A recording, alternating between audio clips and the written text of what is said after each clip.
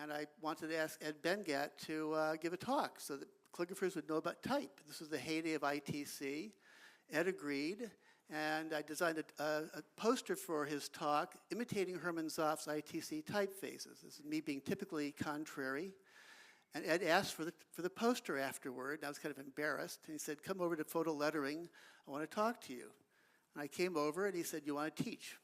And actually, he didn't say, do you want to teach? He said, you're going to teach. And he picked up the phone and called the president of SVA, School of Visual Arts, and that's how my teaching career started. So accidents, Aaron. I took a sabbatical from teaching there and teaching at Parsons in the early 90s. Spent, a month traveling in Europe. That's how I met Jean-Francois again in the 90s and others. Studying calligraphy at various libraries, including Bartolomeo Sanvito, who I'm giving a talk on in London in a week.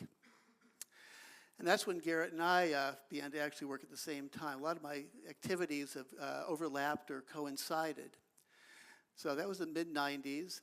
And we designed types until 2002 when Garrett bought me out. Before that, we had been doing Legacy of Letters, an idea Garrett had.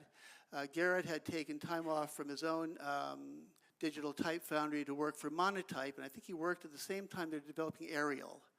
So if you want to blame people, Garrett might deserve some of the blame for Arial.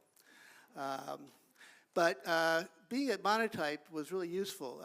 Garrett learned a lot about type design besides using Font Studio and Fontographer, but he also met people at University of Reading, which was nearby, and he went with Michael Twyman and their students to Rome, and which was a biannual tour the students did.